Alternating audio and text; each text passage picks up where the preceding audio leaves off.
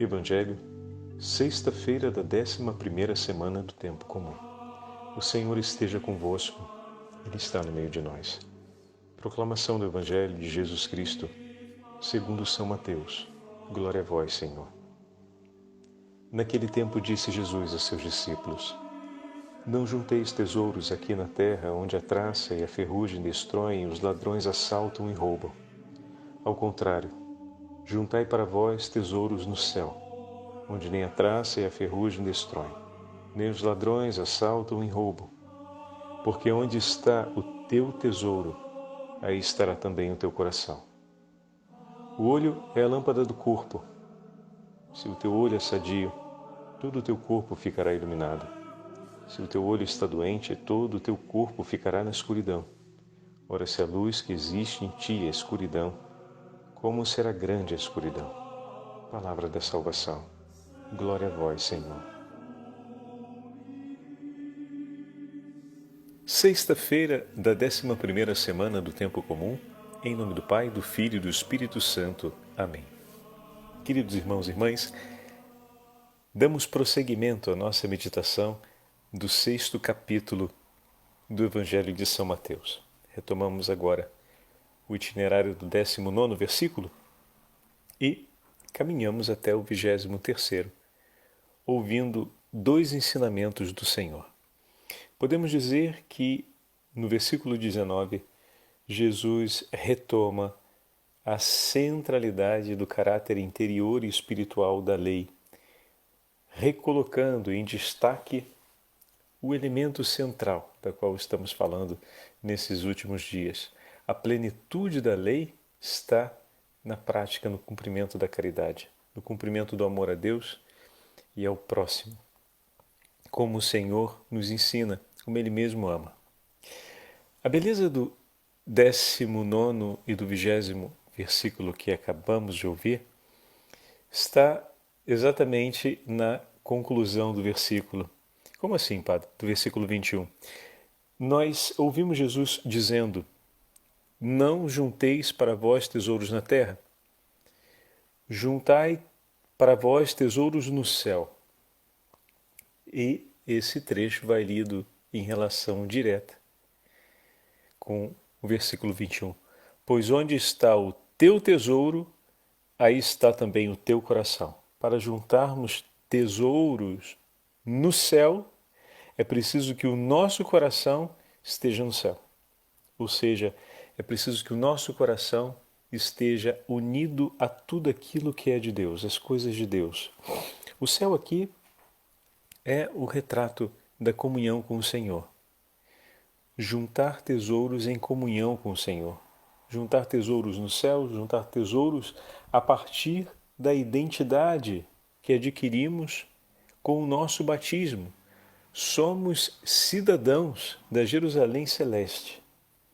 Nessa vida, caminhamos como peregrinos nesse tempo, pois voltamos para a nossa pátria.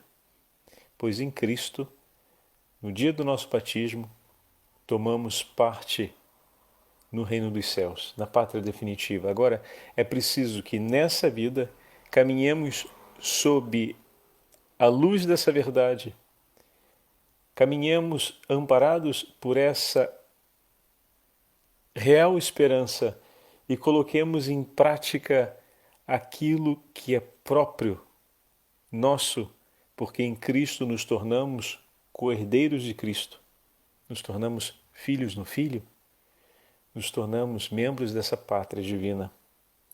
E aqui caminhamos juntando tesouros no céu.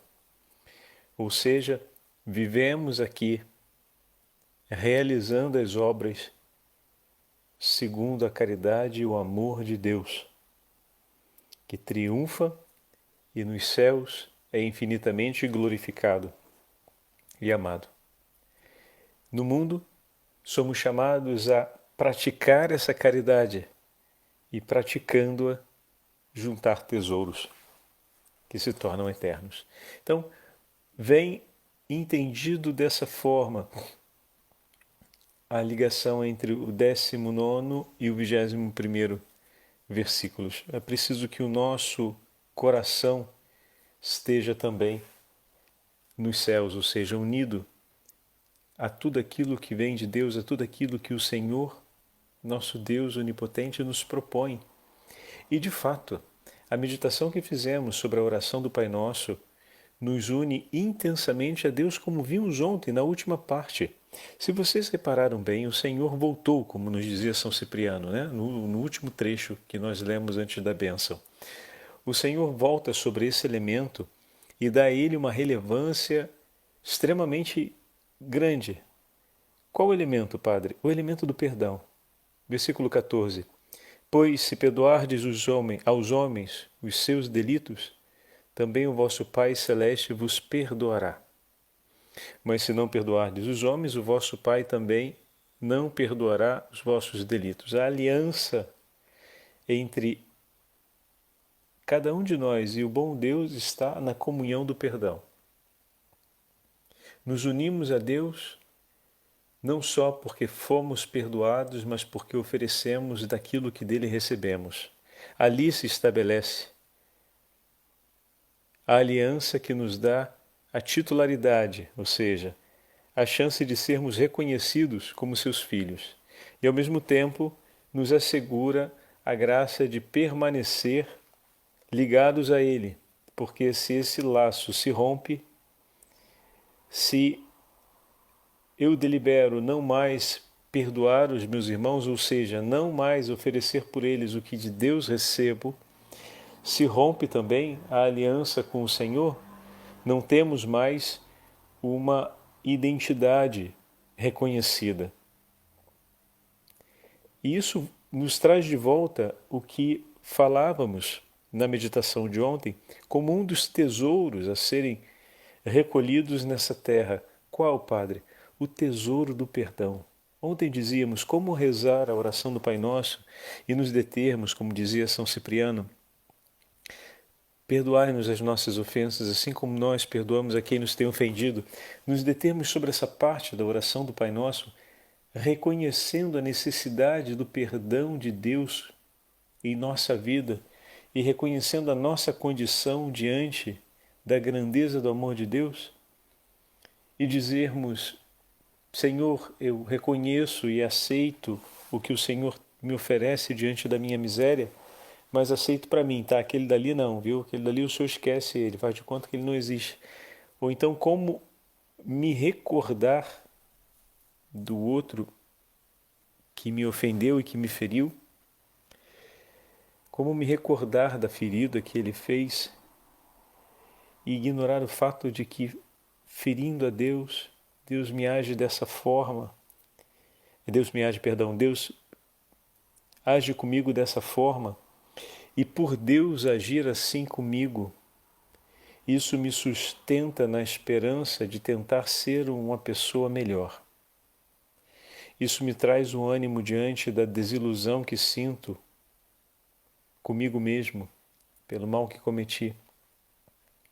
A atitude do amor de Deus gratuito por mim, um amor que não se retira nem diante da mais dura ofensa, é o que me dá esperança de ir adiante. Se dessa forma o Senhor age por mim e eu recolho essa verdade em relação a mim mesmo, como posso acreditar que será de um outro jeito que eu vou ajudar meu irmão a crescer? Mas eu quero o bem dele ou não? Se quero o bem dele, quero que ele também pare de pecar, ou seja, que ele volte à comunhão e não mais delibere no seu coração a realização de um ato perverso e mau. E que outro modo eu posso usar na relação com ele para de fato encorajá-lo e levá-lo a viver uma possível conversão, se não for oferecendo por ele a mesma atitude que o Senhor ofereceu por mim? Não tem outro modo.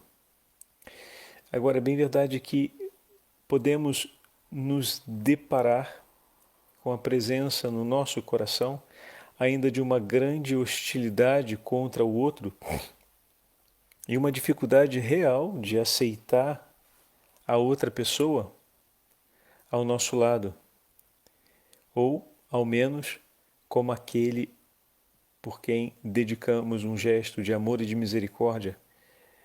Então, é preciso que primeiro eu fale com o Senhor sobre isso, mas não que eu abra mão de ter por meu irmão um gesto de amor e de misericórdia, porque é nesse gesto que eu renovo a minha aliança com Deus. Esse é o momento concreto em que eu renovo aquela aliança do versículo 14. Ali é uma aliança para que nós possamos permanecer unidos a Deus, seremos reconhecidos como filhos de Deus pelo perdão que oferecemos. E essa realidade é uma realidade concreta, onde eu posso renovar essa aliança. E estou sentindo dificuldade, então começa ali a minha conversa com o Senhor. Começa ali, né? E é a partir desse coração que se descobre, mais uma vez, limitado para amar, que eu vou recolher os dons do amor de Deus para poder perdoar meu irmão. Não desista da possibilidade do perdão, porque ali reside a aliança. Insista e procure, com o auxílio do Senhor, perceber o que ainda se faz resistente e é onde a luz de Deus precisa se tornar mais forte e intensa para que todo resíduo de trevas e resistência à misericórdia a ser oferecida pelo próximo possa realmente cair por terra. E dessa forma seja possível renovar a aliança com o Senhor. Veja, meus irmãos, é muito concreta a experiência da vida cristã e aquilo que o Evangelho nos traz no dia de hoje. Como assim, Padre? Às vezes pensamos em juntar tesouros nesta terra através de tantas iniciativas e empreendimentos, né? E bom, nós juntamos tesouros nessa terra realizando um ato de amor, como por exemplo, atendendo uma pessoa necessitada. As 3 práticas de misericórdia que nós vimos na meditação desses dias. A prática da esmola, socorrer uma pessoa necessitada, tirar de si para oferecer para o outro. Se o teu irmão te pede ajuda, oferece. Não diga não àquele que te pede ajuda, que te pede socorro. A outra forma de juntarmos tesouros nos céus, porque o Senhor nos falou sobre 3 modos de juntarmos tesouros nesse tempo, juntarmos tesouros no céu. É através da oração, e acabamos de dar um exemplo sobre a oração à luz do 14º versículo, que Jesus recupera após a oração do Pai Nosso, dando ênfase e destaque a esse elemento da aliança do perdão. E o terceiro é o jejum. São as entregas de amor que nós fazemos, seja em reparação, seja para glorificar, para santificar o nome de Deus. O nome de Deus é santificado cada vez que nós escolhemos não cumprir o ímpeto de nossas vontades, mas de permanecermos na prática da vontade de Deus, que ela sempre se cumpre. Mas é preciso, como meditávamos ontem, que eu me lembre muitas vezes disso e deseje que esse cumprimento aconteça na minha vida.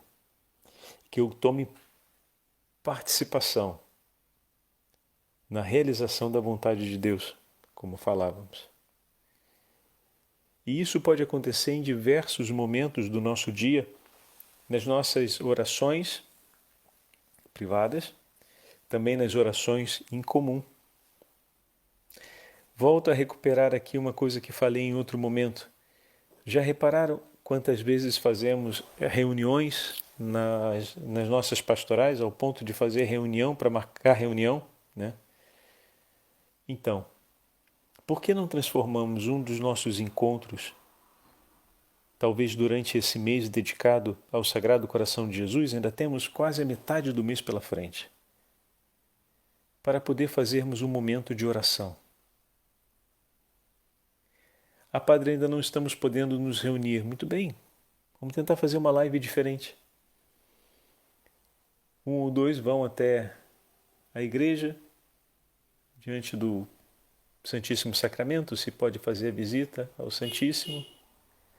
Com o celular, se toca o violão, faz um momento de adoração, chama o grupo, todo mundo presente ali. E faz um momento de adoração em conjunto, dessa forma. Ou então se reúnem para dizer o texto da Divina Misericórdia, ou uma das reuniões desse mês. Vamos procurar começá-la com o texto da Divina Misericórdia, então vai ser com um ato de amor ao Santíssimo, ao Sagrado Coração de Jesus, com a oração da ladainha do Sagrado Coração de Jesus. Olha que maravilha! Olha que maravilha! Que grande bênção! E dessa forma, nós estamos cumprindo aquilo que o Senhor nos pede. Estamos juntando os tesouros no céu. Por quê? Porque quando realizamos esse ato de amor, Padre, mas isso não é rezar no segredo. Não é exatamente no segredo como falávamos ontem, mas estamos escolhendo aquilo que é essencial. Em outras palavras ainda, estamos orientando os corações com quem dividimos a vida pastoral para amar, desejar e buscar as coisas do céu. Estamos ajudando esses corações a estarem no céu, podendo assim recolher tesouros. Então, cada vez que fazemos uma proposta como essa, enquanto líderes de pastoral, nós estamos ajudando o nosso grupo ou a nossa família, se fazemos essa proposta à nossa família, a recolhermos no céu os tesouros que o Senhor nos permite recolher. A segunda parte do Evangelho de hoje também diz respeito, se a gente pega esse mesmo exemplo, podemos dizer que na hora em que fazemos uma escolha como essa, estamos iluminando outra vez os olhos com a luz da fé. Iluminando outra vez os nossos olhos para que eles consigam ver os sinais de Deus, tirando-os da doença, de maneira que todo o nosso ser se ilumine. A lâmpada do corpo é o olho. O Senhor fala de uma maneira muito sapiencial nesse 22º versículo de hoje. Recorda muitos livros, sapienciais da Sagrada Escritura. E ele continua: portanto, se o teu olho estiver são, todo o teu corpo ficará iluminado. Bonita essa imagem de que a luz entra pelos olhos, Essa é uma imagem muito forte. E me faz lembrar alguns testes que são feitos sobre percepção do sentimento, onde se coloca um aparelho próprio para observar a dilatação da pupila e se dá o estímulo à pessoa que está participando do experimento com diversas imagens, transmitindo diversas experiências afetivas, distintas umas das outras. Então, uma imagem de uma pessoa triste, a imagem de uma pessoa sofrendo, a imagem de uma pessoa feliz, a imagem de um abraço, a imagem de uma pessoa com saudade ou vivendo uma nostalgia, um sentimento de outra onde demonstra um sentimento de vazio. E dessa forma vai-se observando que a pupila contrai e dilata e relaxa, segundo o estímulo que é apresentado afetivo. Todas as imagens têm o seu volume de luminosidade controlado, de maneira que não haja uma interferência no experimento por conta desse elemento do estímulo externo. Todas elas estão devidamente calibradas e filtradas, de maneira que a imagem em si possa ser capturada enquanto estímulo emocional, enquanto input. E quanto maior a expressão de amor em uma imagem, mais se dilata o olho. A dilatação máxima do olho acontece com as imagens de maior expressão de amor e afeto. Aquelas imagens que retratam alegria geram um potencial de dilatação, mas um abraço e um gesto de consolação para com uma outra pessoa faz com que as pupilas se dilatem ao máximo. E uma pupila que se dilata bastante está à procura da luz, está recolhendo o máximo de luz possível, tanto que se vem um golpe muito forte de luz, a gente tende a sentir um pouco de incômodo, ela está mais aberta para recolher se a gente pega essa imagem, né? Então o amor nos abre para recolher a luz até nos lugares mais escuros, usando a imagem da pupila. A pupila se dilata sempre que a gente está num ambiente escuro, para recolher o máximo de luz possível, para achá-la onde ela estiver. Assim também o amor dilata o nosso coração nas trevas do mundo para que a gente possa recolhê-lo onde estiver. Manter a aliança com Deus faz com que o nosso coração, a exemplo das nossas pupilas, estejam sempre dilatados, para que não se perca nenhum momento da luz de Deus, a fim de que nós possamos estar iluminados por dentro. A imagem que o Senhor apresenta é da luz que, entrando, toma lugar dentro daquele que a recolhe. Então ela realiza uma obra, né?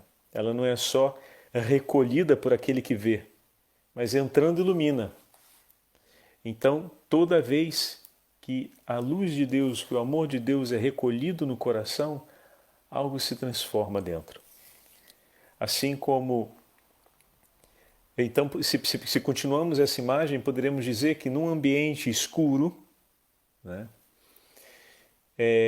num mundo de trevas, a gente vai recolhendo os sinais, os raios da luz de Deus, que parecem tão pouquinhos diante da escuridão que temos fora da gente. Mas na medida em que a gente vai recolhendo, seguindo a imagem metafórica do Senhor, no Evangelho de hoje, se essa luz que é recolhida, entrando, ilumina-nos por dentro, daqui a pouco, meu amigo, você vai se tornar um farol no meio das trevas, para iluminar tantos outros homens. E se aqueles que estão também procurando os feixes da luz de Deus veem então você iluminado, dessa luz que abunda no teu interior, eles vão tomando participação aos poucos e também se tornarão cheios da luz de Deus. E no mundo seremos tochas acesas, iluminando com a chama do ressuscitado as trevas do mundo. Fantástico, não? Se a gente avança na metáfora, ela é lindíssima, lindíssima. Porque podemos falar isso tudo imaginando, né? Eu trouxe esse teste de psicologia que é feito sobre a observação dos afetos, porque diz respeito a essa imagem que ouvimos hoje o Senhor pegar no Evangelho. Curioso, porque, né, o teste remonta qualquer 30 anos ou um pouco mais para trás, dos anos 70, 80, se não me engano bem. Me perdoem o erro da precisão da década em que ele foi montado, mas de qualquer forma, em relação ao texto bíblico, ele é bem distante, né? Mas curiosamente se aproxima de uma forma tão sensível. E é mesmo assim, meus irmãos, peçamos que o amor de Deus possa dilatar o nosso coração continuamente, a fim de que possamos recolher todos os sinais de Deus presentes. E agora voltamos ao nosso exemplo. Se fazemos a proposta, por exemplo, de um momento de oração, ou se fazemos a proposta de uma aliança de intercessão, que todo encontro termine ou seja também para trocar as intenções de oração para aquela semana, para aquele período, Olha, isso vai ser um tesouro, porque a gente está ensinando os corações a se dilatarem com o amor de Deus, ensinando as pupilas a se dilatarem para recolher os feixes da luz de Deus, a fim de que todo o corpo se ilumine e dessa forma o Senhor seja glorificado. O Senhor esteja convosco, Ele está no meio de nós. Pela intercessão da Santa Mãe de Deus e de São José, abençoe-vos o Deus Todo-Poderoso, Pai, Filho e Espírito Santo. Amém.